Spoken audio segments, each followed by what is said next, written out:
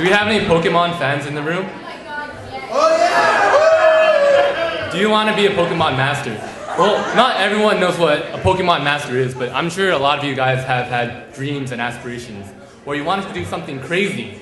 Now think about that story, because I'm about to tell you mine, and this is going to be an epic adventure. All right. Every year at CMU, there's a spring carnival. All right. What you see back there, those are booths.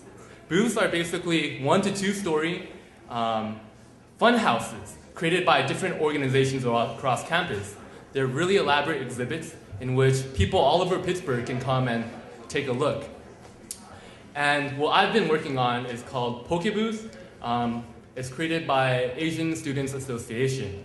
Asian Students Association is a social organization at CMU.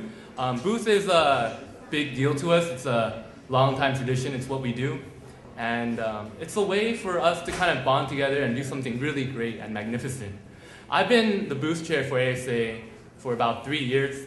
And as a part of my job, I have to help brainstorm, manage the project schedule, look at the design, the construction. And it's a really fulfilling experience because you get to know a lot of different people and you get to do great things. So what does it really take to build a booth exactly? Well, we do have a budget of $3,000 and we have about 40 people. We have a timeline about 7 months. And the thing is that we're not a part of a design firm. We don't get paid. We're all volunteers, but we like doing it. And one of the things that I made this year to make it fun is to have these collaborative brainstorming sessions. Because if you were to look at Booth as a product, not only is the end product the main thing, but it's the experience you're going for.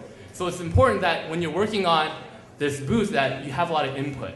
So we would have brainstorming sessions, what you just saw. And after these brainstorming sessions, we'd even have these internet forums where people can go and post their ideas, their comments, and I'd have my design sketches on there for people to critique and give me feedback. And even the design sketch you're about to see is derived a lot from our brainstorming sessions.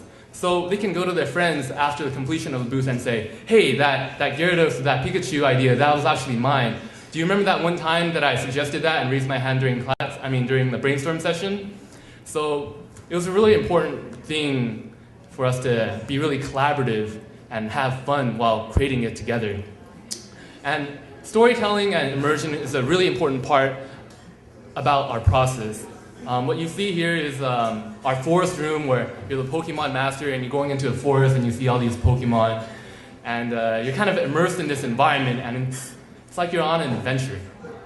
So I'm actually the design booth chair, and there's actually other booth chairs who are in charge of construction, kind of the technical direction that's going on. And it's really important to communicate with the other booth chairs, and which is why I translate my 2D sketches into 3D models, and they can take a look and say, hey, is this buildable? Is it safe? Is it going to work? Is it going to cost too much money? Communication is important. Fun is also important. What you see back here are the Pokemon in progress. It's a really fun process. They're made out of paper mache, chicken wire, plaster, and we paint them. And we actually work. It's actually quite a dirty process, but it's really fun, all right? Do you guys like that? All right. So to kind of show you the process, we first start with chicken wire and an armature frame, metal and wire. We paper mache it, and then lastly we paint it. And it takes roughly about 2 weeks. We have 4 to 5 people working on all sides of the Pikachu at the same time. And it's a really long process, but it's really fun. As you can see, it sometimes can be really chaotic when we work. There's a lot of people in that picture. But through it, there's a lot of stress too. I'm sure like you guys know how stressful it can be to make something really good. But through it, we bond with each other. And it gives us a really memorable experience. Painting is one of the joys we have when we're making booth. It's really fun. I would probably spend a couple days drawing out a draft, like a computer sketch, and like we'd have about 7 to 8 people painting this thing like full out. And these panels are really important because people, it's like the face.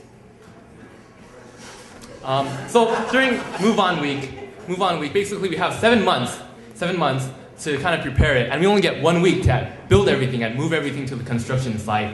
And what this is called is Move On Night. It's hell. So basically, you're working all night, like literally all night. Do you see that? Working all night in the cold Pittsburgh weather, all right? It's horrible. And your hands are freezing, but it's something that we really love to do. And a lot of times, like, if it's not required, we skip class, and we skip sleep. I'm sure you guys know what that's like. And sometimes we even forget to eat. But we're really dedicated. And what you see here is, this is a glimpse inside the booth. And it's like a grass adventure on the left, and on the right, it's like a kind of war-outery feeling. We like totally immerse the viewer in like even like the floor. It's made out of mulch, if you can see. We have running water, and we even had a bubbling machine inside. It was really elaborate. And the story was that in the end, you would be fighting this evil Team Rocket, you know, who steals a Pokemon. They're in cages, and you engage in this Pokemon battle where the kids kind of like roll the Pokeballs around and try to like fight off the bad Pokemon. But if you're interested in seeing what it looks like, I have videos on my website, and you can talk to me afterwards. All right. So in the end, we won first place. It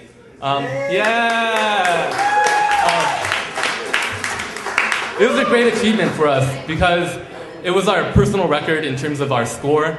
We had the highest score overall, which was unprecedented for us. Usually we don't score that high. And lastly, I'd like to dedicate this slide to ASA. Shout out on YouTube. Yeah.